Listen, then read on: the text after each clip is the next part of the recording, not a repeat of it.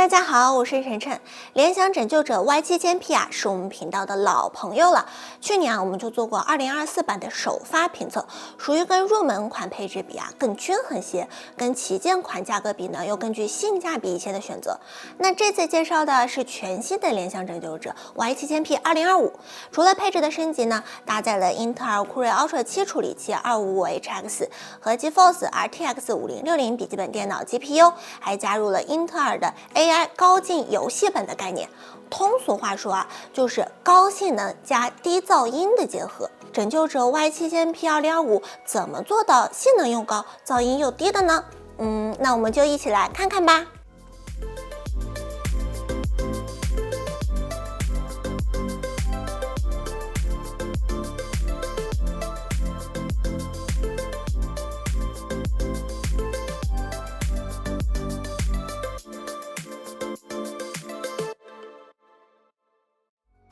本代 Arrow Lake CPU 的能耗比不错，不必猛推功耗。英特尔也注意到了这个特点，号召各家 OEM 去做静音取向的游戏本，也就是牺牲少量的性能释放，压低噪音和表面温度，称为 AI 高净笔记本。搭载英特尔酷睿 Ultra 7处理器255HX， 联想拯救者 Y7000P 2025正是如此。话不多说，这就来看一下散热和噪音的表现如何。特别说明一下，这次拯救者 Y7000P 2025的高性能静音模式是基于原本的野兽模式微调来的，直接通过 F+Q 切换就能使用。看来拯救者对它很有信心嘛。为了称呼方便，我们后面都直接叫高净模式了。室温22度，在超能模式下，这台拯救者 Y7000P 2025在30分钟的双烤之后，这颗英特尔酷睿 Ultra 7处理器255HX 稳定在了84度，功耗90瓦，显卡则是稳定在了80度，功耗113瓦，整机性能释放接近205瓦。这么激进的性能释放还是很有拯救者的特色的。不过此时的噪音呢也有点吵，达到了55分贝，表面温度也同样激进，最高温键帽出现在了 F9 键 42.2度， WASD 键区最高温度为 35.2度。在将模式切换为高净模式之后CPU 温度稳定在了83度，功耗72瓦，显卡85度，功耗同样是接近满血的114瓦。不过噪音呢得到了很大幅度的抑制，降低到了51分贝，表面温度也降低了不少，最高温键帽同样出现在了 F9 键，降低到了41.9度， WASD 键区温度呢也有降低，仅34.7度。两个模式的噪音区别还是比较大的，观众朋友们可以在这里试听一下。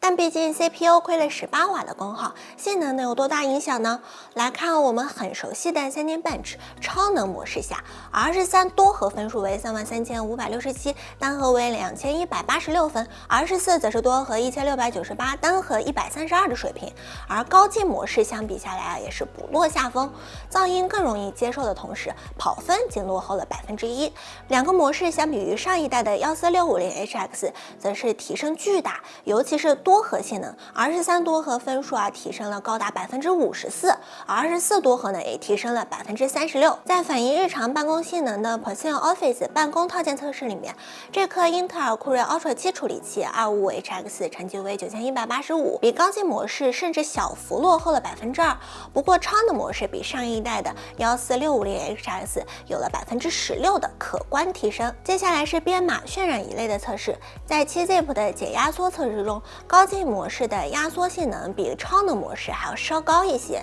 减压分数呢基本一致，相比前代则是在压缩性能上落后了4%，而解压性能则又领先了13%。而在 Blender 和微锐的项目中，高净模式相比超能模式的分数落后幅度也没有超过3%，相比前代的14650HX 则是大幅领先。看来 Blender 这样的渲染项目确实是更加偏爱多核心的 CPU。在科学计算一类的测试里，超能模式下的英特尔酷睿 Ultra 7处理器255HX 在 Primesive 项目达到了8.23秒的成绩，在计算前25亿位圆周率的 Y Cruncher 测试的成绩则为78秒，而高净模式的成绩则和超能模式基本一致，两者都比14650HX 提升了不少。最后在反映视频转码性能的 Handbrake 项目里，超能模式和高净模式的性能表现基本一致，两个模式下的性能都领先前代的14650HX Max 接近50%。应该说这一代的酷睿 Ultra 产品啊，在生产力项目上的提升幅度啊，还是非常可观的。而在反映 CPU 长时间性能释放的 R13和 R14的10轮循环测试当中啊，这台拯救者的 Y7000P 2025的表现啊也非常不错。R13首轮的分数达到了32800分，后续的轮次啊也始终保持在31300分左右。同时R24则是全程保持在1680分以上，非常稳定。在模式切换到高级模式后，R13首轮得分略微降至31339分，后续稳定在30300分左右。R14同时也出现了小幅的性能滑落，10轮跑分都稳定在1660分左右。从结果来看，拯救者的这个高级模式的调价是很强的，在性能折损非常轻微的情况下，还能将表面温度和噪音压制到一个相对舒适的水平，效果不错。希望之后能够继续保持，给用户和周围人的耳朵多一些呵护吧。高级模式跑分不需超能模式，那游戏性能还能打吗？这台拯救者 Y7000P 2025在 1080P CS2 中，在高级模式达成了平均帧371%、1% low 帧141的成绩，甚至比超能模式还要高。不过两个模式的表现对于 CS 这个游戏来说是非常流畅的。高级模式的测试当中整机功耗都在150瓦左右波动，显卡温度基本稳定在72度左右， CPU 温度在80到85左右波动，整体对于硬件的压力其实是不低的。接下来看赛博朋克2077这个游戏时，显卡的压力就比 CS2 高出很多了。在 2K 超级预设下开启 DLSS 质量档并开启真生成，测试全程的平均帧为103帧，1% low 帧为82帧，而高级模式也非常亮眼，平均帧102帧，1% low 帧则是86帧，与超能模式差距极小。超能模式测试过程中显卡功耗基本在110瓦左右，温度在77度左右波动，而 CPU 功耗则是在50到65瓦波动，偶尔能冲到70瓦，整机释放的峰值则是在170瓦以内。下一款游戏为黑神话悟空，硬件压力和2077比较类似， 2K 推荐画质设置下，超能模式的测试全程的平均帧为83帧，1% low 帧则是刚好60，而高级模式平均帧为78%，1% low 帧为56，相比超能模式落后幅度极小。观察超能模式的跑分录像，显卡功耗稳定在90瓦以上，温度则是在75度左右波动， CPU 的压力呢就比较低了，功耗在50到60瓦左右，偶尔能够看到70瓦的数字，整机的性能释放在130到150瓦之间。最后是极限竞速地平线5，在 2K 超高预设下，超能模式测试全程为平均帧111%，1% low 帧为94，而高级模式平均帧则为107%，1% low 帧为90帧，两个模式差距依然非常微小。这个游戏依然是经典的3A 占用，也就是显卡压力会显著高于 CPU 压力，整机的功耗释放大致稳定在115到130瓦之间波动，游戏的帧数表现呢也很流畅。总结来看，在各个游戏中，高级模式相比超能模式的帧数都不落下风，甚至在 CS2 当中还有少量的反超，并且实际游戏时噪音表现是更加良好的。对于游戏玩家来说呢，除非你为了赛博斗蛐蛐要把游戏本的每一分性能都压榨到极致，否则高级模式明显是使用体验更加良好的设置。跑分游戏都测完，大家应该对英特尔的 AI 高性能静音模式比较了解了。我们最后再来品鉴一下联想拯救者 Y7000P 2025的模具设计，整体外观颇有几分 Y9000P 的神韵，尤其是机身尾部的联想 logo， 基本是一个模子刻出来的。A 面采用磨砂铝合金材质，手感顺滑，居中位置有一个 Legend 的 logo， 辨识度很高。屏幕开合角度接近180度，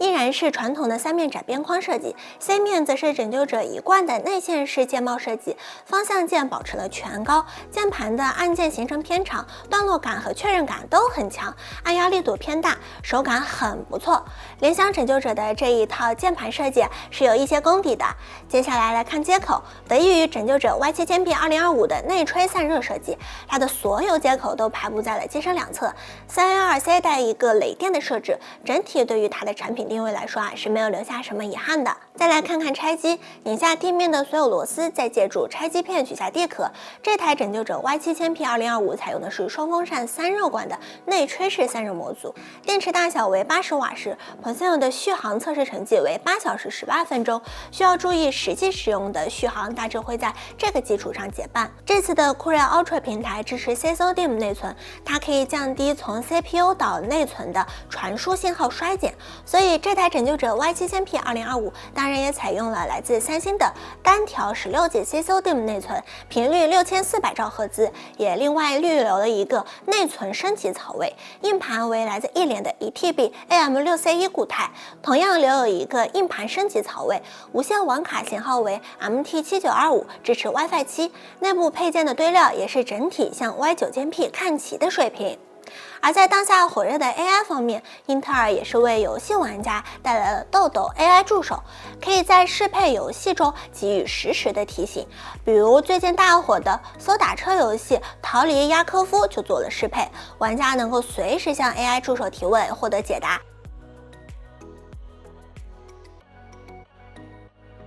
并且不同的 AI 角色还有不同的性格，可以根据玩家自己的喜好进行更换，可玩性呢还是很不错的。今年的联想拯救者 Y7000P2025 酷睿 Ultra 255HX AI 高进游戏本里的6边形战士，特调之后的高进模式，在牺牲了微量性能释放的同时，换来了大幅改善的噪音表现，优化玩家的使用体验。游戏本来就不应该成为高噪音的代名词，英特尔酷睿 Ultra 系列移动端处理器优秀的能效表现，让大幅降低噪音却几乎不损失游戏性能成为了可能。这对于行业来说是有积极意义的，希望这种能够实际改善用户使用体验的优化越来越多，越来越好。那今天的节目就到这里，不知道你如何看待搭载了 AI 高阶模式的联想拯救者 Y7000P2025 呢？欢迎留言弹幕与我们交流。有感的用户别忘了点一个赞和点一个小铃铛，因为我们是全职的 YouTuber， 你们的点赞对我们来说也非常重要。如果想要了解更多电脑资讯的话，可以关注我们的微信公众号潮玩客 CWK。如果想要购买电脑的话，也可以来我们的淘宝店铺潮玩国度数码。这里是潮玩客，我是晨晨，我们下期再见，拜拜。